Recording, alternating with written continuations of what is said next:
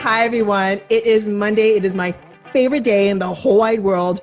Why? Because it is Mothers of Multifamily, and I am so excited. I have a goddess on today. She is a bona fide goddess. I have the wonderful, amazing Monick Halm. Hi, Monick.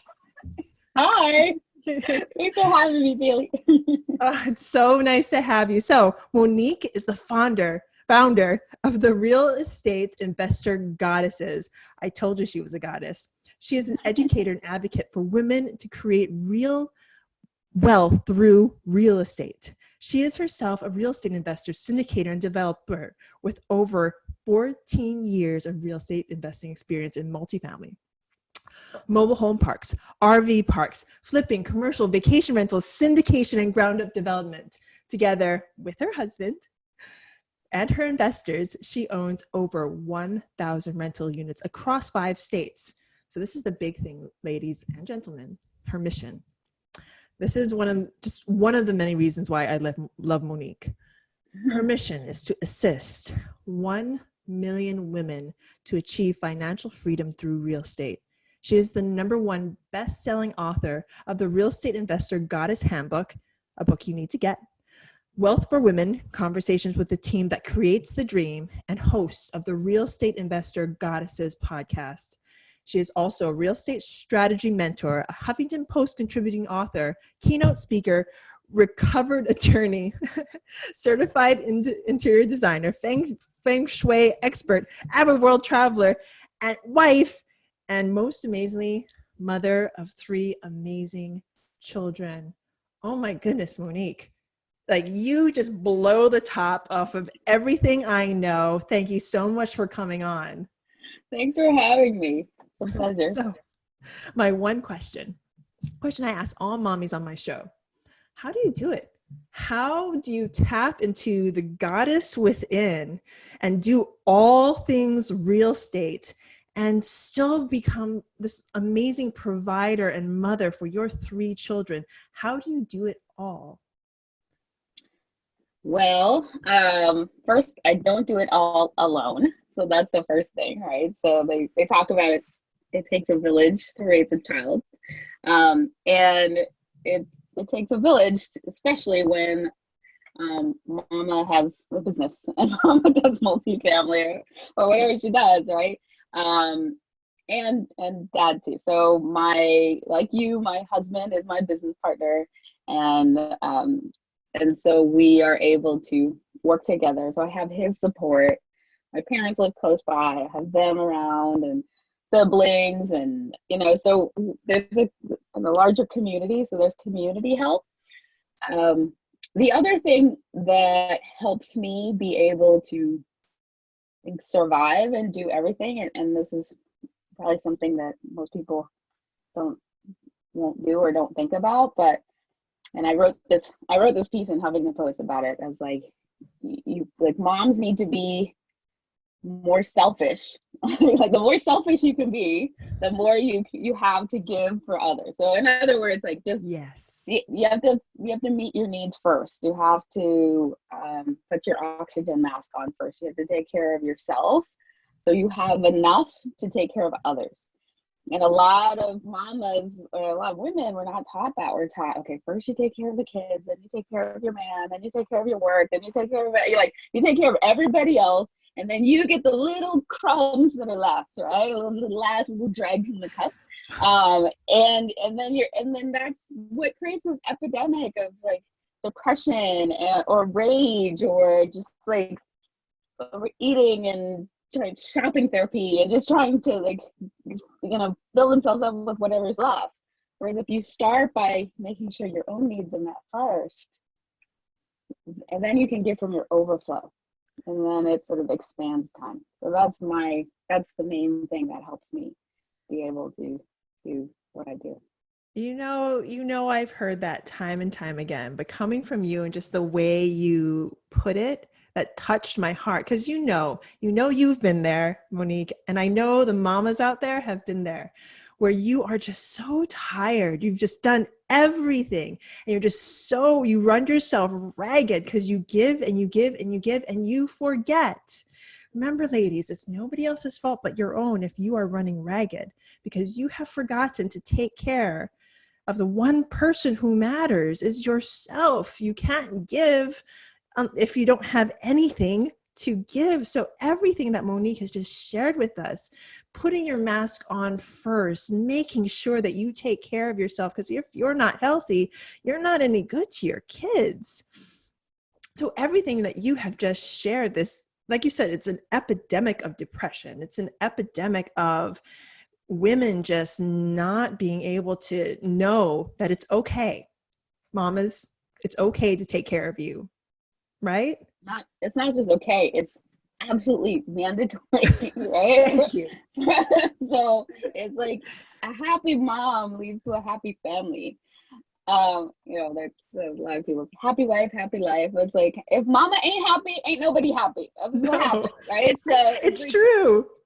so the most selfless thing you can do is be selfish enough to make sure that you are taking care of yourself and you're happy. So for me, what that means is I wake up a little earlier. I wake up early. I have my morning ritual. I'm like meditating. I go to the gym. I work out. I have this time, this practice. I also have like, well, yeah, my husband and I have our morning, session. Whatever that session might entail, you can share or not share. Yeah, like no, it's like daily text. Just keep ourselves happy and connected. So that's every morning. And you know what? I'm going to stop you there. I'm just going to stop you there because this is really important for mothers that have amazing partners. Mm-hmm. Having that connection that you're I know I'm blushing and you're talking about it, so you're blushing and talking about it, but it's really important. Can you dive in as much as you'd like on how you connect with your significant other and partner and how that helps your business? Oh my gosh. So I'll tell you a couple secrets. So first is, just like we've realized, and there have definitely been times, right, especially after babies were born, where it was like very long stretches of time without physical intimacy. And just having learned over a time that you can't wait until you both feel like it. Like it has to be this regular part of your life. And like it's like exercising. It's like the more you do it, the more you want to do it. But if you don't go to the gym for a while, there's like, oh, I'm tired. Like maybe not now and tomorrow, and it just kind of like extends. Yeah, so it's part of my my blissipline is what I call it. I have these blissciplines. Nice. Right? Nice. Like certain things that you have to like are things that will contribute to your bliss. So that's a blissipline. To have that daily connection. And then we also use the power of orgasm to manifest. So when you're in orgasm, you're actually like the most attractive. And what I mean by attractive is like in terms of the law of attraction, like in terms of attracting what you want into your life, you're like the most attractive you could be to your good. And so while one of us is in orgasm, the other one will say like $10 million, or whatever. Yes, bringing in. I can orgasm to that totally. Yeah, so it's like, oh, there was like $10 million, so or whatever it is that we're like bringing in at the time. So we have that like. That's part. Like, literally, we built our business orgasmically. I love it. Like you've built your business on orgasming and our discipline. So, I have. That is amazing. Yes, we have. And even if it doesn't work, we're orgasming. But this is in the book Think and Grow Rich. A lot of people don't realize that. Napoleon Hill talks about this. He talks about. It's like a chapter on sexual transmutation. A lot of people don't realize that it's not so crazy. I think people like skip over that, but They don't I've even heard this process it. before. But it's in the book, and he talks about, and I actually, before I read the Think and Grow Rich, I actually read his like 8-volume book on like, it was, Think and Grow Rich was more like a short version of the 8 volumes with all the interviews and everything that he'd learned from talking to the Carnegies and the Rockefellers or whatever. And he talked about how they're all very sexual, and how they could use the power of orgasm. Oh my goodness, I'm gonna scare Jason next time we're in it. I'm just gonna be like, $10 billion. He's gonna be like, whoa! Don't scare him. Might work. Bring him into the practice. Hey, this is what we're gonna do. I'll surprise when him. I come, you say this. When you come. So, or what do you want to check when you come? Then I'll yell it for you.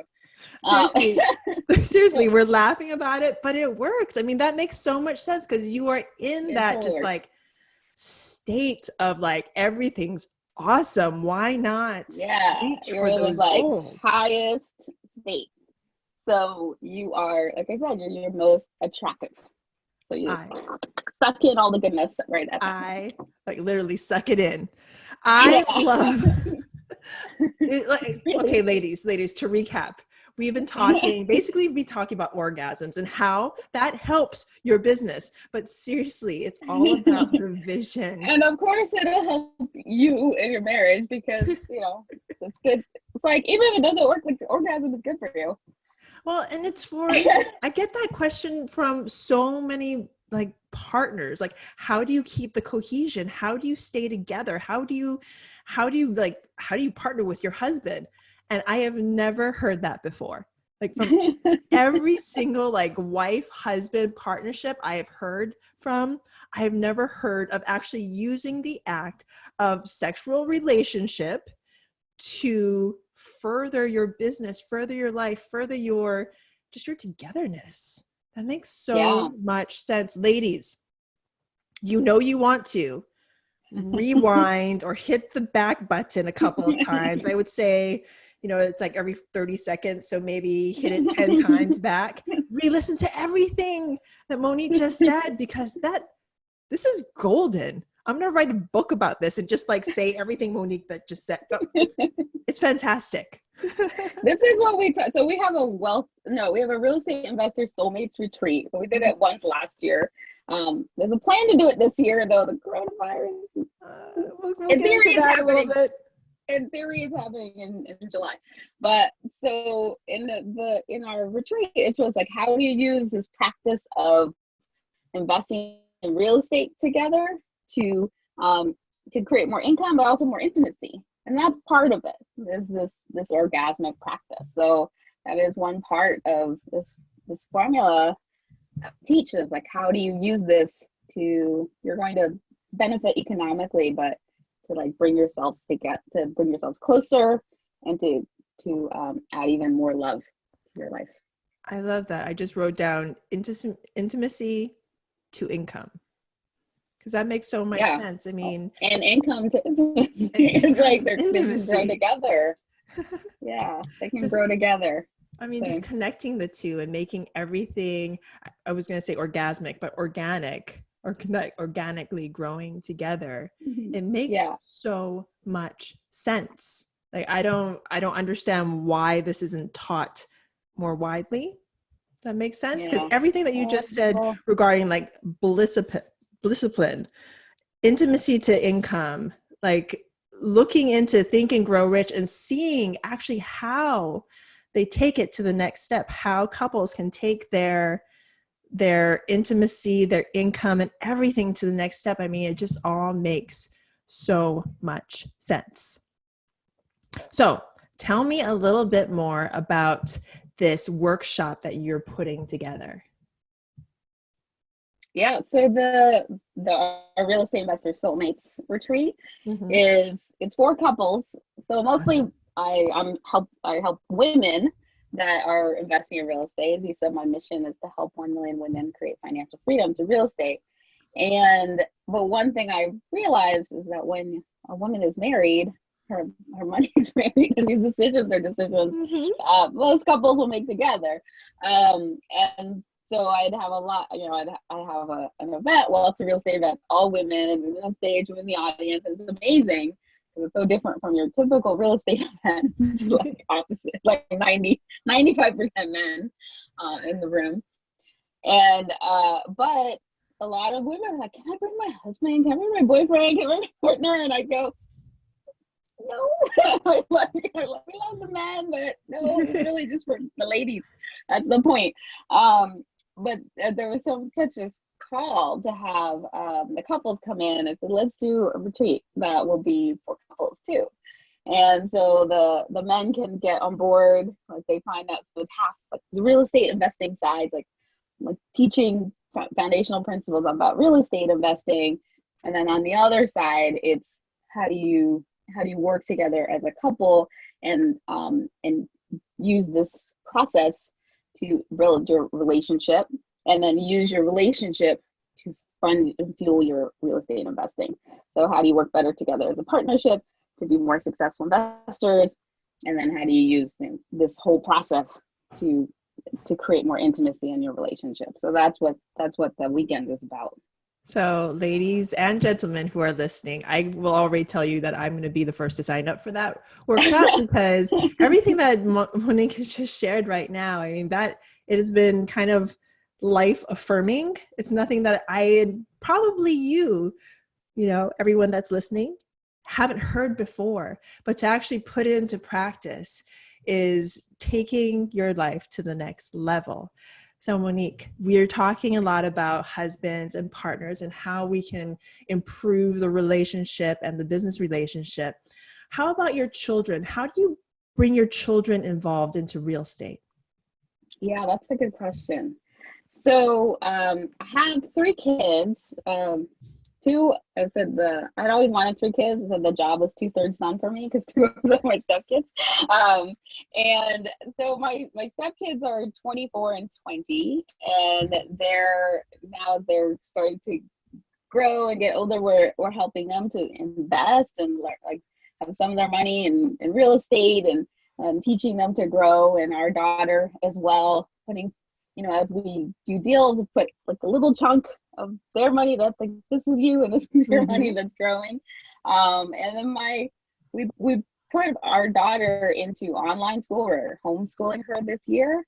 And so she's around and going to conferences in theory, if there are conferences this year. There's a lot of change. So our plans for this year have changed quite a bit. But she's here and she's part of this process and is learning about the business and is just with us all the time. So that's been really cool. So tell me a little bit more about online learning, because actually this is really selfish for everybody that's listening, because I want to know, because I'm thinking about homeschooling my children, not only because of all this coronavirus stuff that's happening at this moment that we're taping this podcast. Yeah. But there just seems like there's so much more I could be teaching my children, and they're so young. Yeah. How do you balance business and being a teacher for your child? So I will not lie, this has not been the easiest transition. So she just started in February. So the plan was for 2020, we were going to be traveling around the world, me, and my husband. So we started in Australia, and then we live in California. It's a California online school, a charter online school. So it's the same curriculum that she would be having, and they have online teachers. And this particular semester started right at the beginning of February. So we started, now we're mid-March, one time that we're filming this. So it's been about a month and a half. It is, I'll have to say, I thought, oh, okay, it's not like homeschooling, it's online school. So I'll just like put her in front of the computer for a few hours and that'll be that. No, it really is. No. Homeschooling, like there's at least with her, and Maybe it would be a bit easier if there was another sibling there and they were working together, but she's there and she often needs somebody kind of sitting with her, helping her like stay motivated or answering her questions. And so it's a lot more work than we anticipated. So probably what will happen is as we go, we'll get tutors to come in and help support her as we go, because I don't truly have enough time to do the business full time and be a full-time teacher. That's a bit much. So right now you're kind of finding the balance. So what I should do is have you back on in about 6 months to really get the lowdown on how to really do this. And then I'll think about enrolling my kids. We also had the added challenge though of being in a very different time zone. So we just got back to the US, but we were in Australia. So a lot of the live lessons that they were doing with the teachers were in the middle of the night. So she couldn't, so she would watch recorded, it's a little harder to engage or to get engaged when you're not in it live. Yes. So I think it's a little better now that we're back and on the same time zone as the classes. So we'll see. But yeah, that definitely was like a whole added layer of challenge. The time difference. Yeah. I mean, this is all stuff that I know, ladies who are listening right now, my audience, this is all stuff that I know I needed. So hopefully everything that Monick has just given you. I am so bad with names, by the way. I would just say that. And I've known Monick for years now. I still can't get it right. Anywho, back to the podcast. Oh, well, she has given so much value. Like, this is a conversation I needed to hear, and this is a podcast that you needed to hear. So if you want to get more information on how to be the most amazing real estate goddess possible, then you need to go find the links that I will have depending on where you are. If you're listening on a podcast, it's going to be in the show notes. If you're listening on YouTube, it's going to be down there in those show notes. Wherever you are, find that link, click on it, and it'll take you directly to Monick's website where she can tell you the steps on how to really, really push yourself to the next level as a goddess, as a real estate investor, and as a woman and a mother. So before I let you go, what is one more piece of advice, whether it's a quote, something you do on a regular basis? Give us one more bit of value before I let you go. With regards to anything? With regards to anything, preferably motherhood and real estate, saying this is the mothers of multifamily. Yeah. But anything that's been coming out of your mouth today has been golden. So you could say anything and it'll probably help someone. Yeah. Well, I'll just elaborate a little bit or give a little nugget on how you can put your own oxygen mask on first, because a lot of you might be thinking like, okay, well, that sounds good, but how do I do that when I got like everything else to do? So, and this is something that I teach to my community of goddesses is reach for pleasure. So a lot of times, what we're taught is a very masculine way of dealing with life, usually. So there's this like, no pain, no gain, gotta muscle through, gotta man up, like way of dealing with life. Get it done. Yeah, but it's like, yeah, man up, muscle through, right? Yes. That's very masculine. So for women, what we need to do instead of muscling through is we pleasure through. So you reach for pleasure. And that might be taking a pleasure break, and it could be even a short dance break or a bubble bath or sensual session or just mani-pedi, just like reach for pleasure. Or if you can't take a break, figure out like, how do I make what I'm doing right now pleasurable? So you might put on a tiara or your favorite music, like put some lip gloss on, or just like what can you add right now to make this moment pleasurable? And if you get your, I call it like your daily dose of vitamin P, like you need to do like a pleasurable thing for yourself every single day, that will really help you keep your cup full and your oxygen mask on. I love that. Daily dose of vitamin P. I know I need my daily dose of vitamin P. I know you all need your daily dose of vitamin P. So please, please check out the Real Estate Investor Goddesses podcast and website and educational series. Look up Monique's books. They will help you take your life, your pleasure in life, to the next level. Thank you so much, Monique, for coming on today. This has been enlightening and so pleasurable.